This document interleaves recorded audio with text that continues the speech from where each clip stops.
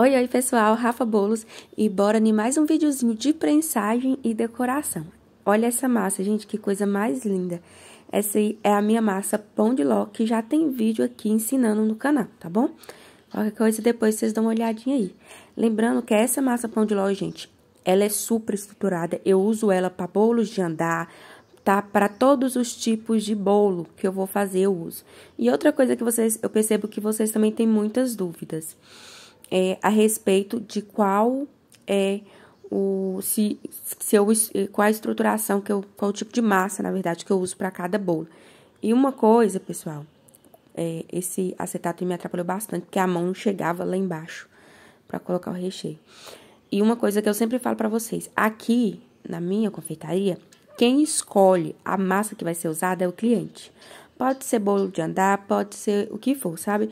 Se o cliente falar assim, eu quero um bolo de andar com a massa pão de ló, eu vou fazer com a massa pão de ló. Se ele falar assim, eu quero um bolo de andar com a massa amanteigada, eu vou fazer com a amanteigada, que são os dois tipos de massa que eu trabalho. Entendeu? Aqui eu não tenho disso não, tipo, se for para bolo de andar, eu só trabalho com a massa amanteigada. Não, eu trabalho também com a massa pão de ló. Até porque eu gosto ainda mais da pão de ló, porque a pão de ló me permite deixar o bolo mais úmido. É uma massa super estruturada também e como fica mais úmido e que o pessoal gosta de bolo molhado, então assim, vai agradar muito mais do que a outra. Coloquei meu recheio aí. Coloquei a geleia, agora eu coloquei mais a camada de massa. E vocês podem reparar que eu molho bem, tá? Ó, eu molho bem porque a massa pão de ló, gente, ela exige isso. Se você ficar com dó de molhar ela vai ficar ruim, porque ela vai ficar seca, tá? Então eu vou molhar demais. Não vai molhar demais não, porque se você encharcar ela, aí vai, né, comprometer seu bolo. Mas ela sim permite que você molhe bem. Aí vai molhando, colocando o dedinho pra você ver até seu dedo tá molhado. Aí tá molhado? Ótimo. Essa geleia caseira, eu que faço. Todas as geleias que eu trabalho aqui, eu que faço. Eu não compro nada pronto, tá? E quem quiser videozinho dessa geleia, da geleia de frutas vermelhas, da redução de maracujá, tudo tem vídeo aqui pra vocês, tá bom? Por que que eu não compro a geleia pronta, tá?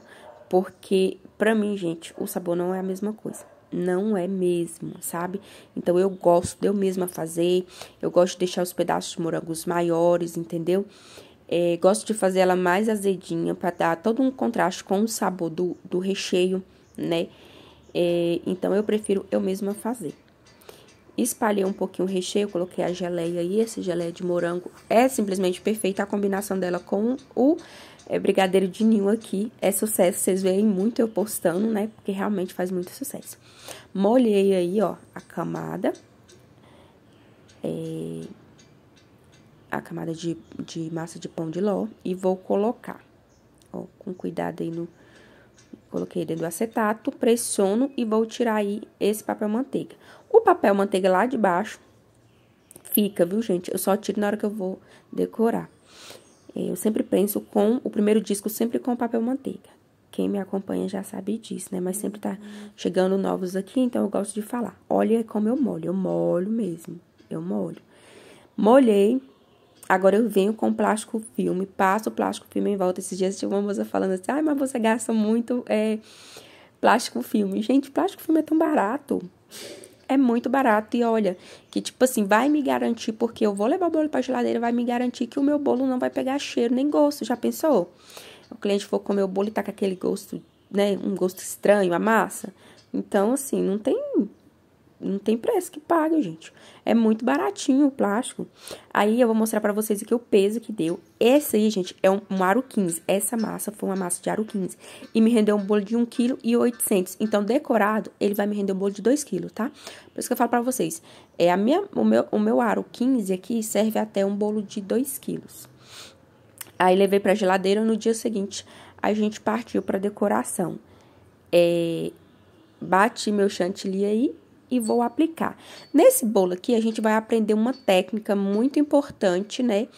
Que já tem bem um tempinho que já tá vindo sendo usada pelas confeiteiras, que é a técnica da sobreposição, tá? A gente vai fazer uma sobreposição de cores. Percebam que meu chantilly, se vocês olharem, ele tá firme. Não tá um ponto poroso, mas ele tá bem firme, tá? O que eu fiz? Bati ele antes e bati ele e não deixei nem descansar. Do jeito que eu peguei ele na batedeira, eu coloquei na manga e tô aplicando aqui no bolo, tá? Por conta que eu vou fazer a sobreposição. E quando a gente vai fazer a sobreposição, é importante que o chantilly não esteja em ponto mole, tá? Ele tem que estar mais firme. Por que ele tem que estar mais firme? Porque a gente vai jogar uma outra cor por cima. E se esse chantilly branco aí de baixo não tiver um ponto firme, ele vai se misturar com a cor, tá? E depois vai virar bagunça. Então, se você for fazer uma sobreposição, não hidrate, não preocupe em hidratar demais. Ou nem hidratar, igual nesse caso eu nem hidratei o chantilly branco. Tô aplicando aí o chantilly, ó. A cor que eu vou utilizar, gente, vai ser o preto, tá? Vai ser uma cor bem escura. E essa cliente parece que gosta da cor preta, porque em 2 semanas, os 2 bolos que ela pediu, todos foram preto. E aí, eu faço assim porque não vai amargar, tá? Eu vou utilizar uma quantidade menor de corante e uma quantidade menor de chantilly. Então, eu vou conseguir chegar num preto escuro, né? Um preto, assim, bacana, uma cor forte, sem ter que colocar muito chantilly e muito corante. Por isso que eu sempre indico, vai fazer uma cor azul escuro, ou vermelho, ou preto, né? Então, façam, ou um rosa muito escuro, faça a sobreposição, tá? Pra não correr o risco de amargar o seu bolo. Ó, perceba como ele tá bem firme. E aí, eu vou passando, aplicando, alisando. Vou nivelando aqui em cima, como eu sempre gosto de começar em cima. Vou fazer um caracol aí em cima, então, naquele naipe que eu falo pra vocês, né? Não precisa se preocupar aí. Agora, a gente vai pra lateral. Repare como eu posiciono. E, gente, ela vai ficar parada, minha mão. Depois que eu posicionei ela lá, ó, tá vendo? Ela vai ficar parada. O que eu indico pra vocês? Fechem o braço, realmente, assim, tranque o braço. O braço tem que ficar fechado, não deixe o braço aberto. Se você deixar o braço aberto, você vai acabar movimentando a espátula. E a gente não quer movimentar a espátula, a gente quer movimentar apenas a bailarina.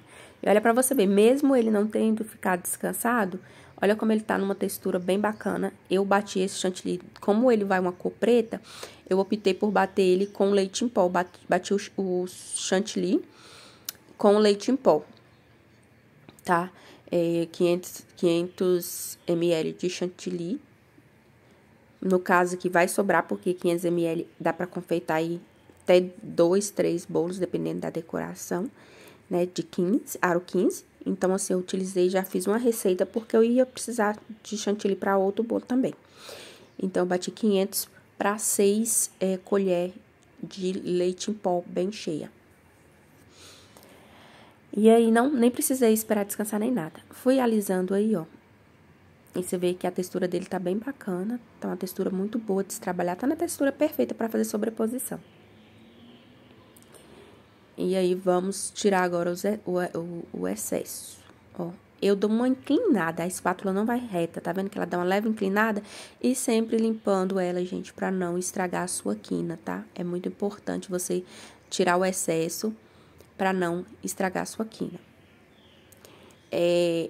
Eu vejo aqui, o pessoal me pergunta muito. Gente, eu trabalho por quilo. E aí, quando eu faço um bolo, por exemplo, aro 15, eu falo assim, o aro 15 meu chega até 2 quilos. Vejo que muita gente questiona isso, sabe?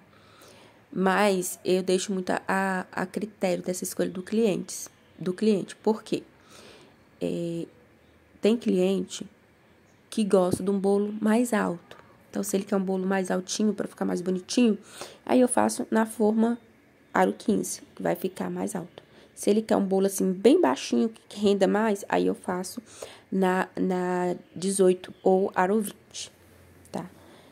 Aí eu vim agora com o meu preto, ó, tô utilizando aqui o preto. E como tá escura essa cor, gente, tá bem preto mesmo. E olha que essa cor ainda nem descansou, e ela ainda vai descansar, e quando descansar ainda vai subir alguns tons, tá? Eu vou espalhando, eu vou fazendo a técnica de espalhar, ó. Vou espalhando aleatoriamente aí, pelo meu bolo, nada muito certinho. E essa técnica, gente, é incrível. incrível para cores escuras mesmo, sabe? É mais trabalhosa um pouquinho em questão de que você vai acabar fazendo o serviço 2 vezes, né? Sim, você vai alisar o bolo 2 vezes, né? Passar a espátula 2 vezes. Então, assim, vai gastar mais tempo. Mas, ao mesmo tempo, você vai entregar um produto melhor. Que seu cliente vai ficar mais satisfeito. Porque você vai entregar um bolo cor escura e que não vai amargar. Se você esperar o processo, fazer o processo certinho, não vai amargar não, tá? Só vai manchar a boca mesmo. Outra coisa que também é bem importante é vocês deixarem claro pro cliente. Cores escuras,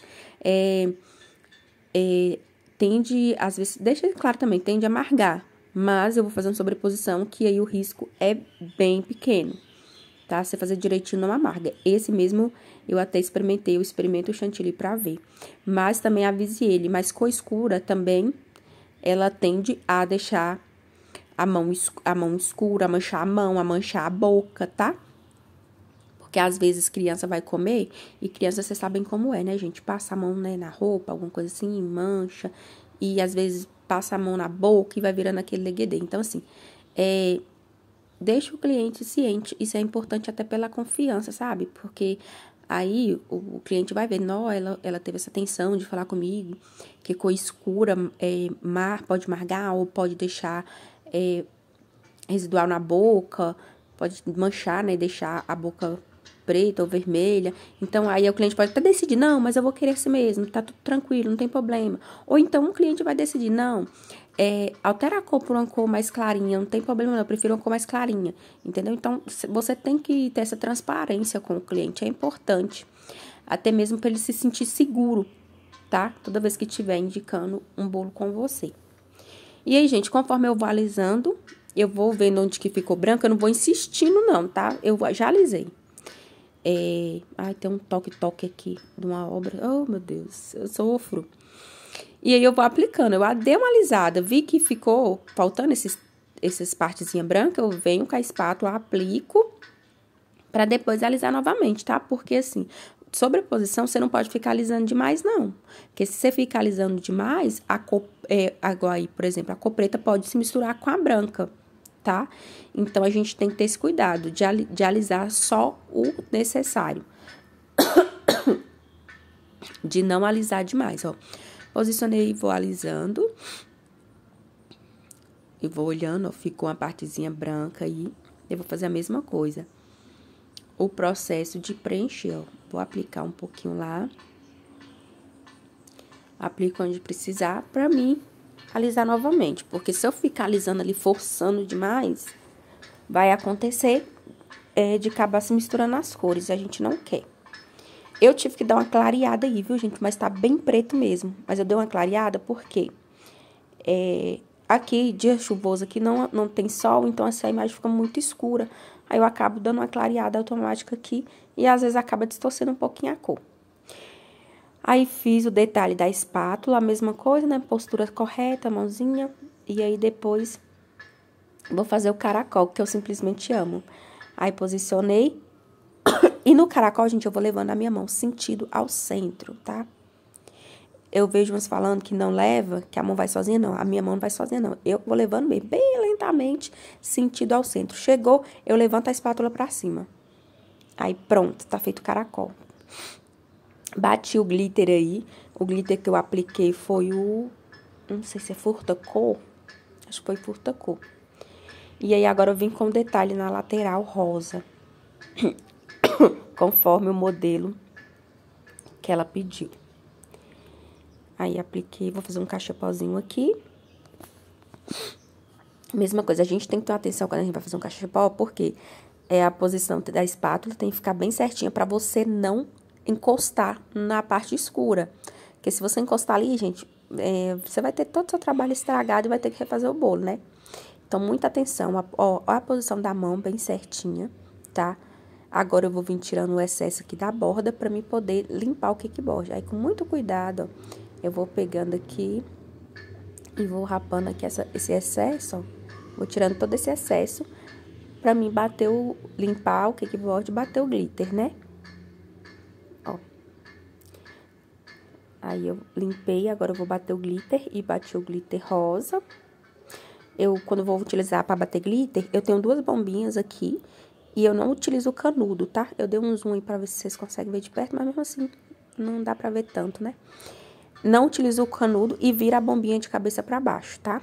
Porque assim fica bem mais fácil. Então, quando vai aplicar glitter, a gente não utiliza o canudinho, tá? E bombinha de cabeça pra baixo. O canudinho a gente utiliza quando a gente vai bater algum líquido, né? Álcool de cereal com pozinho. Aí a gente utiliza o canudinho, tá? Mas caso contrário, se for glitter, não precisa. E não precisa misturar glitter com álcool não, tá, gente? Não tem necessidade. A gente deixa o álcool de cereal só pro pozinho. Quando a gente vai usar pozinho dourado, prata, ou pozinho preto, alguma coisa assim. Ou até mesmo quando a gente vai misturar o corante, né, em gel com o álcool. E olha como ficou. Pra finalizar, eu vou colocar o topo. E já tava de noite, né? E olha o resultado do nosso bolo. Ficou assim. Eu espero que vocês tenham gostado. Se gostou, já me segue. Deixa seu like aqui, que é muito importante pro canal. E até o próximo vídeo. Beijo!